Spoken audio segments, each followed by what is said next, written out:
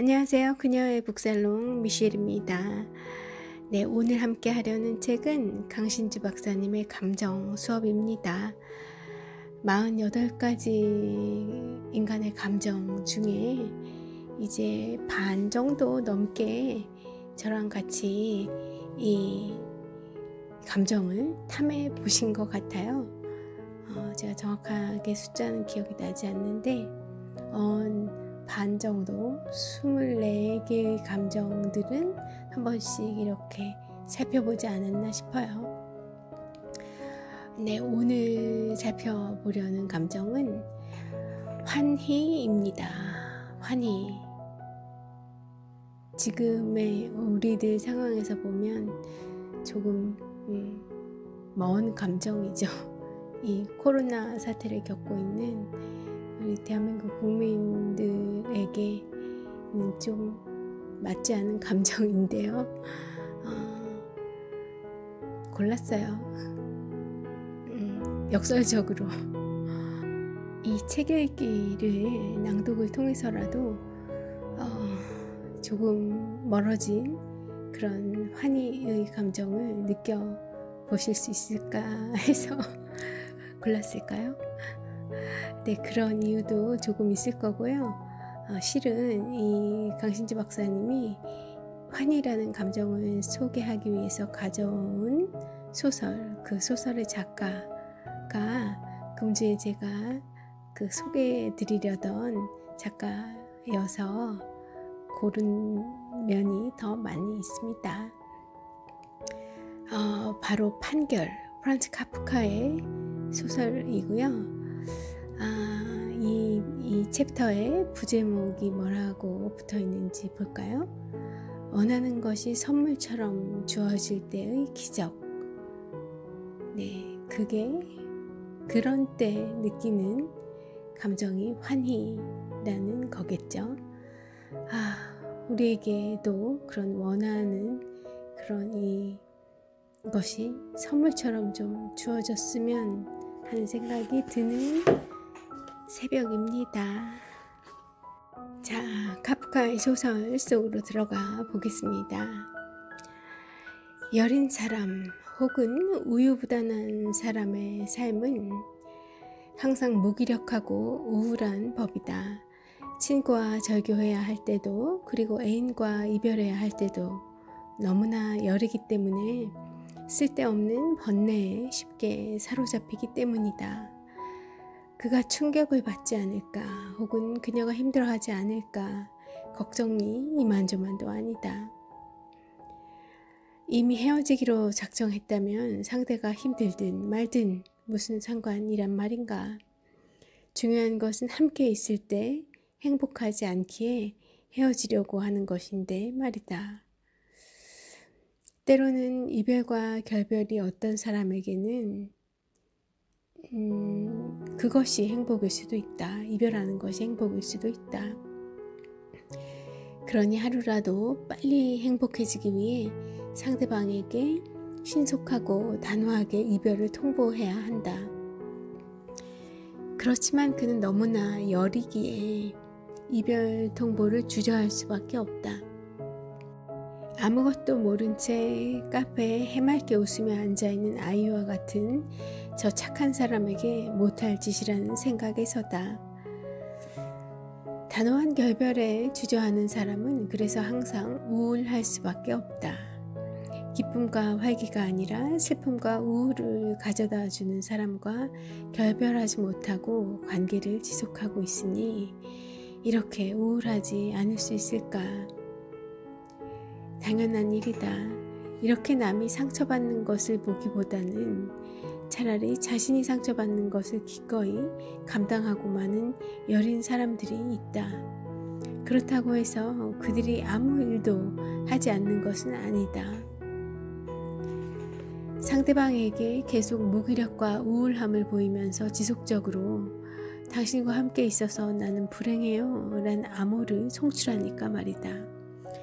그렇지만 상대방은 이별을 선언하기보다 피곤한가 봐요 라든가 병원에 가봐야 하는 거 아니에요? 라며 암호를 오해독 할 때 결국 여린 성격의 소유자들에게 남는 것은 상대방이 자신에게 결별을 선언하기를 무기력하게 기다리는 일뿐이다. 어쨌든 인간이라면 누구나 슬픔과 우울의 감정을 벗어나려는 삶의 본능을 가지고 있기 때문이다. 현대문학의 상징이라고 할 수 있는 카프카만큼 여리고 우유부단한 작가가 또 있을까? 권위적인 아버지로부터 자유롭고 싶었지만 카프카는 그런 의지를 관철시키기에는 너무나 나약했다. 네, 그리고 너무 이른 나이에 갔죠. 그 어린 나이에 그런 인류사의 길이 남을 그런 책을, 소설들을 써냈다는 게 참 대단한 것 같긴 하고요. 그래서 저는 그 나이에 뭘 했나 하는 생각이 들죠. 네, 다시 소설가가 되고 싶었지만 원치 않던 변호사가 된 것도 모두 아버지로부터 그나마 자신을 보호하기 위한 불가피한 전략이었던 셈이다. 원하는 것을 해주면 작게나마 숨을 쉴 수 있는 구멍이라도 생길 테니까 말이다. 그래서일까 그의 소설에 등장하는 주인공들은 대부분 결별을 스스로 선언하지 못하고 상대방이 먼저 결별을 요구해 주기만을 기다리는 나약함을 드러낸다. 언제 올지 모를 결별 선언을 기다리며 우울함을 감내하는 카프카 주인공들의 모습은 그래서 측은하기까지 하다. 그렇지만 언젠가 어느 순간 상대방이 결별을 선언할 때는 반드시 오기 마련이다. 바로 그 순간 그들의 마음은 어떠했을까? 네, 바로 이 지점을 포착한 소설이 이 카프카의 판결입니다. 자, 이 판결 소설 속의 문장들을 좀 읽어 드릴게요. 넌 이제 너 이외에도 무엇이 있는지 알고 있어. 지금까지 넌 너밖에 몰랐지? 정확히 말하면 넌 순진한 아이였지. 하지만 더 정확히 말하면 넌 악마 같은 인간이었어. 그러니까 알아도 나는 지금 너에게 빠져 죽을 것을 선고한다.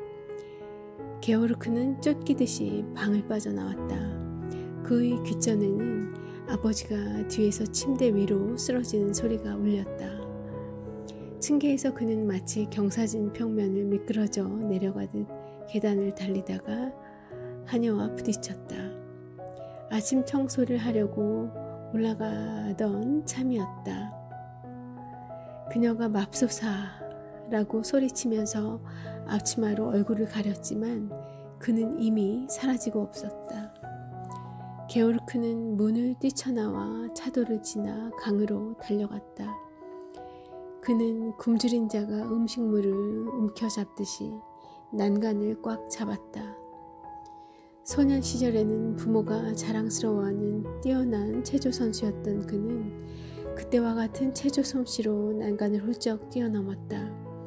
점점 힘이 빠져가는 손으로 아직 난간을 잡고 있는 그는 난간 기둥 사이로 자기가 물에 떨어지는 소리를 쉽사리 들리지 않게 해줄 것 같은 버스를 보면서 부모님, 전 당신들을 언제나 사랑했습니다. 라고 나지막히 외치며 떨어졌다. 네, 방금 읽은 것은 판결이라는 단편 소설에서 가장 극적인 결말 부분이다. 아버지에게서 벗어나고 싶지만 어떤 조치도 취할 수 없었던 게오르크에게는 기적과도 같은 날이 온 것이다. 아버지가 물에 빠져 죽으라는 판결을 내렸기 때문이다. 판결은 현실의 논리가 아니라 꿈의 논리로 읽어야 한다. 프로이트도 말하지 않았던가. 꿈은 억압된 것의 현실이라고. 아들이 죽으면 아버지도 죽는다. 하긴 아버지는 아들이 있는 존재이고 아들은 아버지를 가진 존재일 수밖에 없으니까. 스스로 아버지를 부정하지 못하고 있던 카프카의 분신, 소설 속 주인공 게오르크를 지금 아버지가 부정하고 있는 것이다.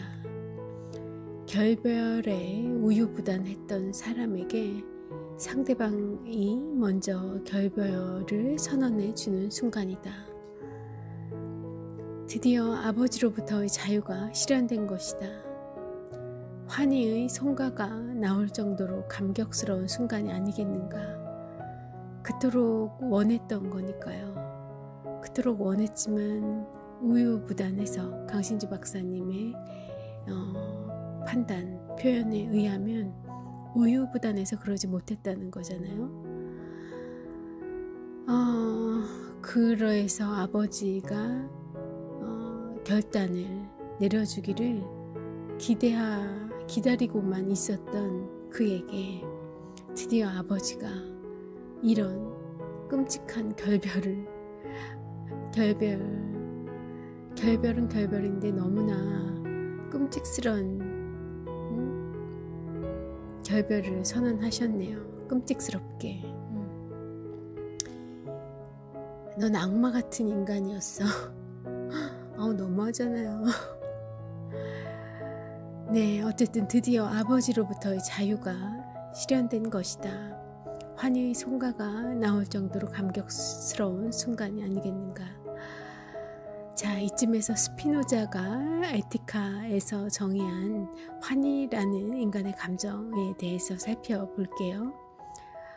바로 환희란 우리가 희망했던 것보다 더 좋게 된 과거 사물의 관념을 동반하는 기쁨이다. 그러니까 자기가 생각했던 것보다 너무 결과가 좋은 거예요. 어떤 좋은 상황이 벌어진 거예요.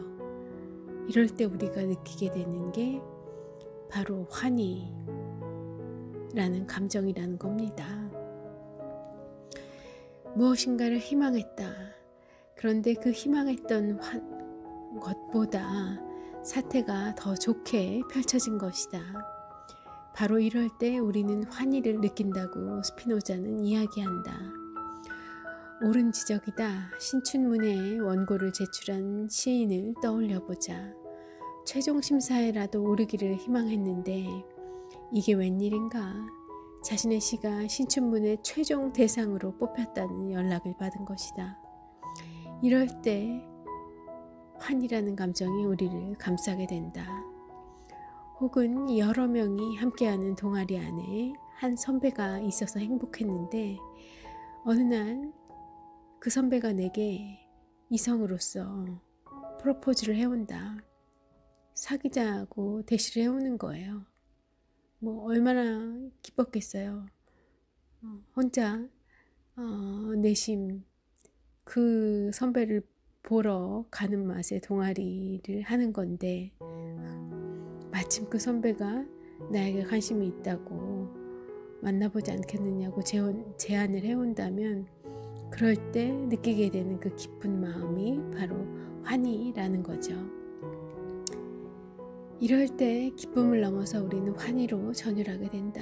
바로 이것이다.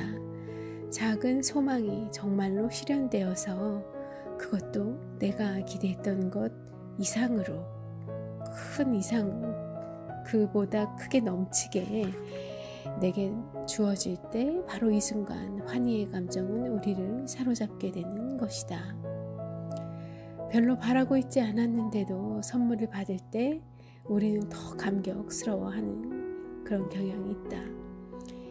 기대 이상의 선물과 같은 느낌, 예측 불가능성이 환희라는 감정에 깔려 있다는 것을 잊지 말자. 그럼 이 환희라는 감정을 일상에서 이 큰 기쁨을 자주 맛보려면 우리가 어떤 그 상황을 만들어내는 것은 결정권이 별로 없는 것 같아요. 어떤 상황이 주어져야 하니까 내가 기대했던 것보다 그 어떤 좋은 상황을 누군가에 의해, 어떤 상황에 의해 그런 현상이 나타나야 되니까 나는 이제 그런 상황을 받아들여야 되는 수동적인 입장일 텐데, 그렇지만 나의 기대치를 낮춤으로써 뭔가 바라는 것을 없애고 최소화하고 기대 심리를 낮춤으로써 어쩌면 우리는 이 환희라는 감정을 일상에서 이 격한 기쁨을 좀 더 자주 맞게 될 수 있지 않을까 싶어요. 게오르크에게 더 좋게 된 쪽이 아버지여도 좋고 아니면 자신이어도 좋다. 아들에게 물에 빠져 죽을 것을 선고하고 쓰러지는 아버지여도 좋고, 아버지가 선고를 철회할까봐 두려워 서둘러서 아버지가 변심할세라 서둘러 물속으로 몸을 내던지는 아들이어도 좋다. 어쨌든 이제 부자관계라는 구속 자체가 사라진 것이다. 이제 아버지는 그런 못난 아들을 안 봐서 좋고, 아들은 평생 나의 그 족쇄가 되었던 아버지를 더 이상 보지 않아도 되어서 좋고, 그래서 둘 다에게 해피엔딩인 걸까요? 모르겠습니다. 어쨌든 이제 부자관계라는 구속 자체가 사라진 것이다. 아버지도 이제 아버지라는 굴레를 벗어던졌고, 아들도 죽어서 이제 게오르크라는 자유인으로 탄생한 것이다. 그래서 아버지도 침대에서 쓰러지는 장면과 아들도 물에 빠져 죽는 장면은 매우 상징적이다. 죽어야 다시 탄생할 수 있으니까. 그러니 어떻게 환희의 기쁨이 없을 수 있겠는가. 죽어야 다시 탄생할 수 있다. 부모 곁을 떠나 독립할 준비를 다 갖춘 자식. 그렇지만 여려서 부모에게 결별을 선언하지 못하는 자식에게 어느 날 부모가 당장 나가 라는 마지막 명령을 내린 것이다. 이 판결이라는 소설의 메인 스토리가 그거죠. 예. 이보다 더 다행스럽고 고마운 일이 또 어디에 있는가. 자식은 부모가 명령을 철회하기 전에 아주 빠르고 신속하게 집을 떠나야만 한다. 서두르지 않으면 부모는 다시 어딜 나가 하며 시치미를 뗄 수도 있으니까. 그러니까 말 떨어지기 무섭게 행해야 하는 거군요. 이제 아버지의 선고가 떨어지자마자 서둘러 집 밖으로 나가는 게오르크의 마음이 짐작되는가? 그래서 게오르크의 마지막 말, 부모님, 전 당신들을 언제나 사랑했습니다. 라는 말에 그로테스크한 데가 있다. 부모님을 사랑했다니 정말일까? 아니다. 자신이 끊지 못했던 부자간의 연을 대신 끊어준 부모님을 사랑한다는 것이다. 얼마나 고마운 일인가. 땡큐. 이제 저는 자유입니다. 네. 참 안타까운 이별이죠. 결말이고요. 이렇게 되는 상황을 맞지 않도록 아버지도 아들도 노력했어야 하지 않을까 싶어요. 정말 소설이니까 다행이지. 근데 현실에 이 정도는 아니어도 이와 유사한 수준으로까지 그렇게 서로 첨예하게 대립하는, 서로 얽매는, 반목하는 그런 자식과 부모의 관계가 많이 있다더라고요.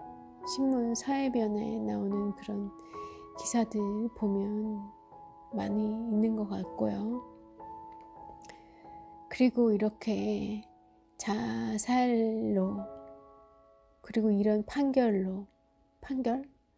아니죠. 뭐 어쨌든 이제 이런 극단적인 결말까지 안 가더라도 뭔가 자식을 이 본인이 원하는 방식으로 본인이 원하는 것을 하면서 사는 것을 억압하고 그러지 못한 부모님의 시선과 관점으로 아들에게 딸에게 무언가를 강요하는 그런 관계에서는 이렇게 극단적인 결말까지 이르지 않더라도 그 삶이, 자식들의 삶이 결코 행복하지 않은 결말로 가더라고요. 또 그렇다 하고요. 그래서 결국은 어렵게 돌고 돌아서 다시 자기가 원했던 길을 찾아가는 케이스도 많은 경우에 있는 것 같고요. 누가 그러시더라고요. 물론 자식을 사랑하는 마음에 그런 또 이렇게 되었으면, 이런 직업을 가져줬으면, 이런 사람으로 성장해줬으면 하는 것은 부모 세대의 부모가 살아온 과거에 비추어 봤을 때 그런 부모 경험에 의해서 자식의 미래를 예단하는 어리석음을 범하고 있는 거라 하더라고요. 미래는 어떻게 될지 모르잖아요. 미래의 사회에 어떤 일들이 있을지, 또 대한민국 사회에도 어떤 기가 막힌 아니면 지금의 이런 코로나 사태와 같은 정말 좀 그런 큰 변화 요소들이 살면서 얼마나 더 많이 있을 거예요. 자식이 살아가는 그 미래에 그런 일들이 얼마나 많이 있을 테고, 10년이면 강산도 변한다고 하는데 지금 혹은 지금까지의 부모님이 살아온 생애에서 그렇다더라, 그럴 것이다 라는 그런 경험, 통계 데이터를 가지고, 경험치를 가지고 자식이 살아갈 앞으로 90년이 될지 50년이 될지 100년이 될지 그 긴 기간의 미래를 예단하는 것이 반드시 정답은 아닐 수 있다는 생각을 가져야 하고, 그런 어찌 될지 모르는 불안은 그런 결정되지 않은 그런 미래를 본인 스스로 헤쳐나갈 수 있는 힘을 길러주는 것에 최선을 다해야 하는 게 부모가 아닌가 하는 그런 말씀들을 또 제가 들었습니다. 어딘가로부터. 그것이 바람직하다.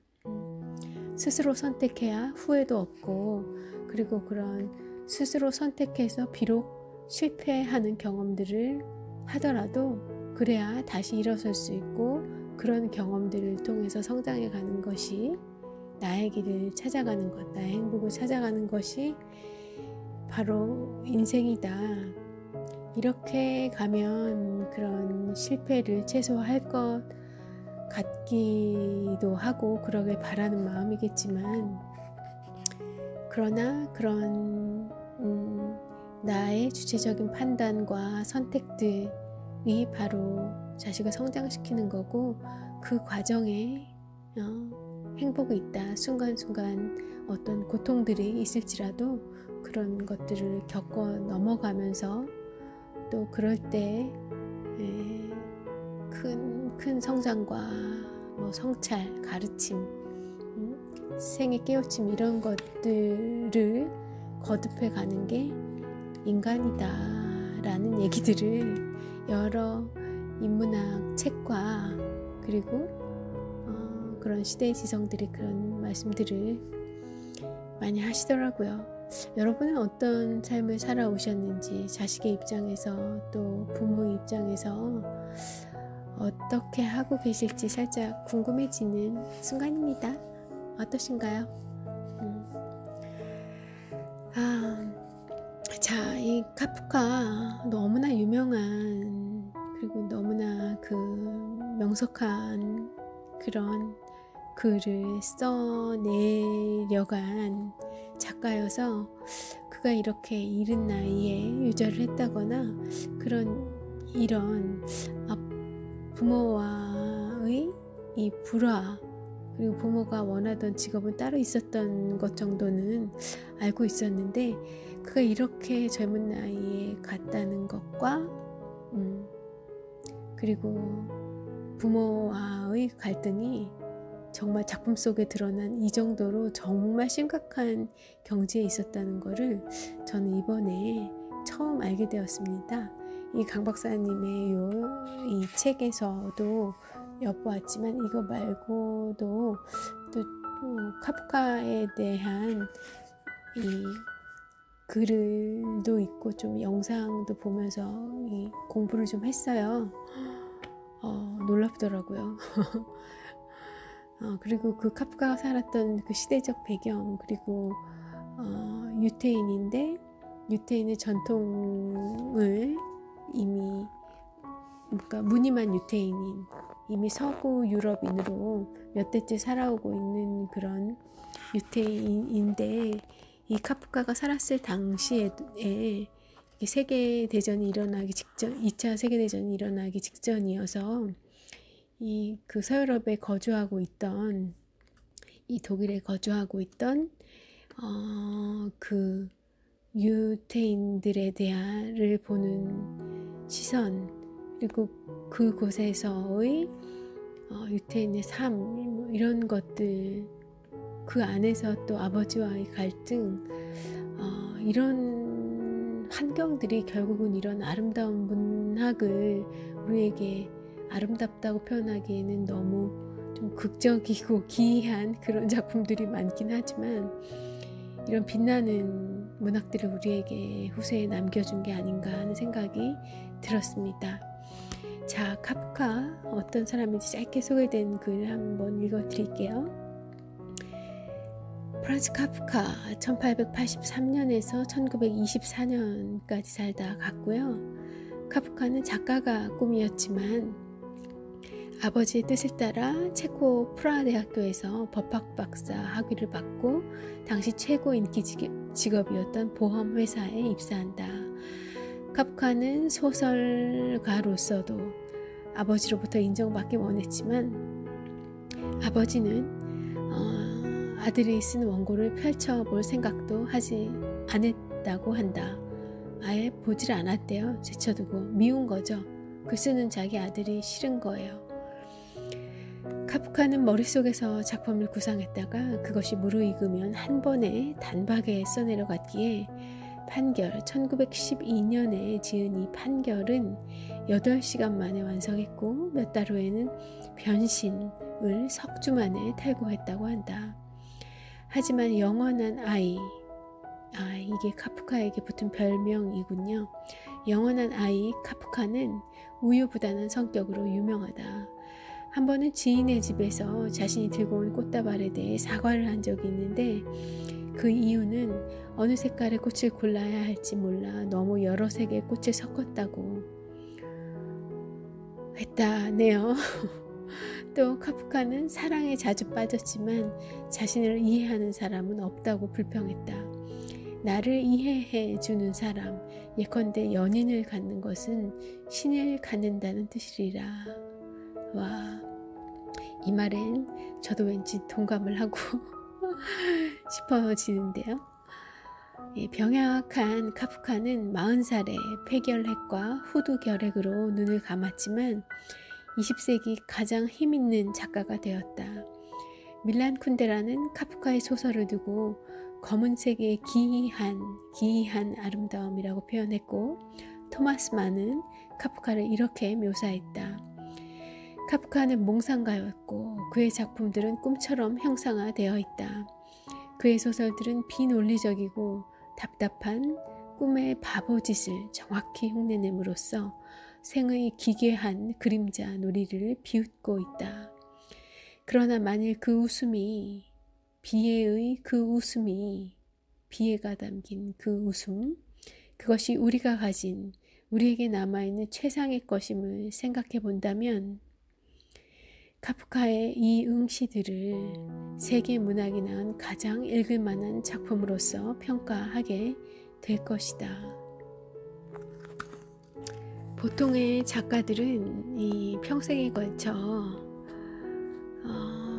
이제 첫 작품을 내고 그 이후로 죽기 전까지 평생의 작품 생활을 하면서 그들도 굉장히 성장하는 것을 알 수 있어요. 한 작가의 이 여러 개 작품을 읽다 보면 이 사람의 생각이 뭐 변절해서라기보다 이렇게 성장해 가는구나. 이 앞서의 책에서는 이런 생각들이 드러났었는데 이렇게 세파를 겪으면서 또 이렇게 세월을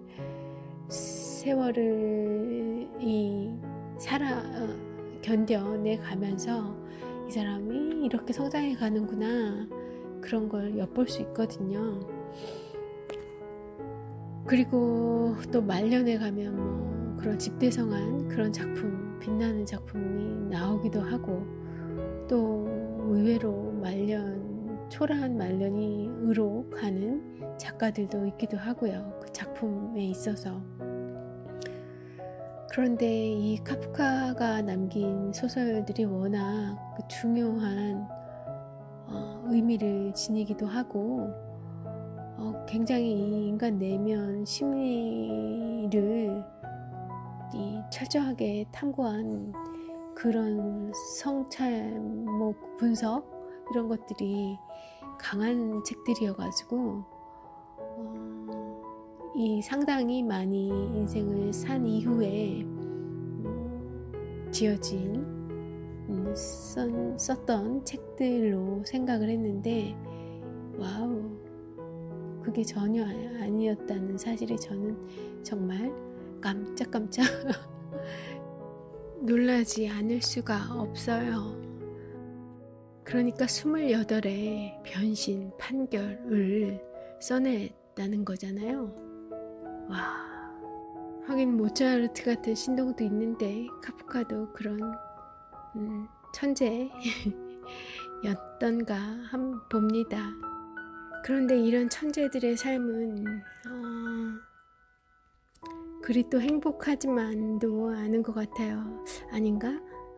그런 뭐 음악을 했을 때, 그런 발명을 했을 때 이런 작가 같으면 이런 글을 쓰면서 충분히 행복했으니까 인생에 충분히 보답을 받은 걸까요? 살아생전에? 그의 일생의 그 스토리를 상세히 알게 되고 나니까 너무 안쓰럽더라고요. 이 카프카가 어쩌면 이 아버지로부터, 집안으로부터 스트레스, 사회로부터에 대한 그런 아주 예민하게 반응하는 그 청년으로서 과연 뭐 연애를 많이 했더라도 그냥 우리가 흔히 생각하는 그런 행복들을 느꼈던 시간이 얼마나 될까, 그냥 그런 측면에서 보면 좀 짠한 그런 느낌이 들었었거든요. 어쨌든 우리 카프카에 대한 이야기는 다음에 또 다른 소설로 변신 뭐 이런 거 한번 소개해 드려 볼까요? 어쨌든 다음 기회로 좀 미루고요. 오늘은 이제 철학자의 어드바이스 코너로 마무리할게요. 자, 강 박사님이 어떤 어드바이스를 주고 계신지. 기대했던 것 이상으로 소망하던 바가 이루어졌을 때 우리는 환희를 느끼게 된다. 여기서 전제되어야 할 것은 환희를 느끼는 사람은 너무나 여리다는 점이다. 왜 또 그렇게 생각하셨을까? 꼭 여린 사람만 환희를 느낄 수 있을까 싶은데, 소망하는 것을 적극적으로 이루려고 하지도 않고 혹은 기대감을 상당히 줄여놓을 정도로 소심하고 여린 사람만이 환희라는 감정을 자주 느낄 것이다. 그 기대감을 상당히 줄여놓는 사람은 이해가 가는데, 소망하는 것을 적극적으로 이루려고 하지 않는 사람도 해당이 될 수 있다는 말씀이시구나. 그렇군요. 소망하는 것을 적극적으로 이루려고 애를 쓴 사람은 반드시 그 기대 심리가 높아지기 때문에 그렇다고 생각하시는 것 같네요. 예. 그래요. 그러면 좀 진짜 여린 사람, 실행력은 조금 떨어지고 마음이 여린 사람이 환이라는 감정을 보다 느끼기 쉬운 조건이라는 거군요. 왠지 환이라는 감정이 조금은 초라하고 쪼그라든 그런 느낌이 듭니다. 어쨌든 대학이든 회사든 합격자 발표문이 공고되는 날을 예로 들어보자. 그곳에 몰려든 응시자들은 크게 4가지 부류로 나뉜다. 우선은 합격자와 불합격자로 나뉘어야 한다. 그렇지만 합격한 경우에도 반응은 2가지로 나뉜다. 어떤 사람들은 환희나 감격에 빠져 있지만 어떤 사람들은 시크하게 예상했던 결과가 나왔네 라는 표정만 짓고 있다. 전자는 소심한 사람들이고 후자는 적극적인 사람들일 것이다. 불합격의 경우에도 유사한 패턴이 반복된다.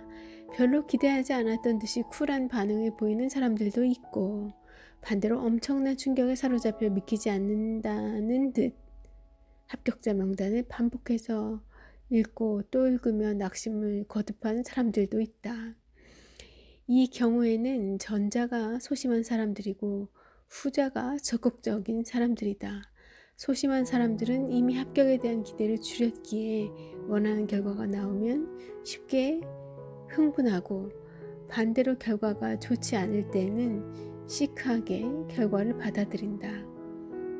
반대로 기대를 하고 그것을 이루기 위해 할 수 있는 최선을 다했던 적극적인 사람들은 원하는 결과는 당연하게 받아들이고 원하지 않던 결과에는 엄청나게 충격을 받는 것이다. 매사에 환희를 느끼고 쉽게 감격하는 사람이라면 자신이 해야 할 일에 소극적인 경우가 대부분이고, 타인의 결정을 수동적으로 받아들이는 경향도 강하다. 그래서 평범한 사람들의 경우 환희란 그다지 축복할 만한 감정이 아닌지도 모른다. 그렇지만 소극적이고 여리게 살아가는 것에 대한 작은 보답이라도 있어야 하지 않겠는가. 네, 읽고 보니 이 환이라는 감정 혹은 이 환이라는 단어에 대해 우리가 좀 오해하고 있었던 건 아닌가 하는 생각도 좀 들어요. 아니면 사실 이게 철학적으로 아니면 이론적으로 환이라는 감정이 이렇다, 이런 것이다 라는 거에 우리가 굳이 얽매일 필요 없이 그냥 어쩌면 우리에게 친숙하게 환희하면 느껴졌던 그 정말 축복받은 그 기쁜 느낌, 그 기쁨을 느끼고 있는 그런 감정과 장면, 이런 것들을 그대로 그냥 수용해도 될 것 같고요. 우리가 알던 그대로 이 초라해진 잘된 분석을 통해 초라해지고 쪼그라든 이 환이라는 감정이 아니라 우리가 알고 있는 우리에게 익숙한 그런 의미의 환희라는 감정을 보다 많이 인생에서 느낄 수 있게 된다면 인생이 얼마나 풍요롭고 충만하지 않을까 합니다. 또 행복하고요. 굳이 뭔가 하나의 배울 점을 더 추가하자면 제가 서두 부분인가요? 아무튼 이 앞부분에 이야기한 것처럼 인생에서 이 기쁨, 충만, 환희, 행복 이런 것을 많이 느끼려면 그것이 우리에게 또 에너지가 되니까 많이 느끼는 것이 좋은데, 스스로 어떤 것에 대한 기대치를 좀 낮추고, 그리고 낮추려는 노력, 그리고 작은 것에도 감사하는, 고마워하는 이런 결과가 나에게 주어지는 것이 당연한 것, 내가 누려야 하는 것으로 받아들이지 말고, 이게 얼마나 귀하고 감사한 고마운 선물이라고 생각하는, 받아들이는 그런 습관을 들이는 게 매우 중요하다고 하고, 그것이 행복한 삶의 열쇠라고 하더라고요. 그렇게 조금 초라해진 이 환희라는 감정을 무마시키면서 미셸은 물러가도록 하겠습니다. 오늘 너무 즐거운 금요일입니다. 감사한 마음으로 오늘 하루 또 행복하게 잘 지내보시자고요. 미셸이었습니다.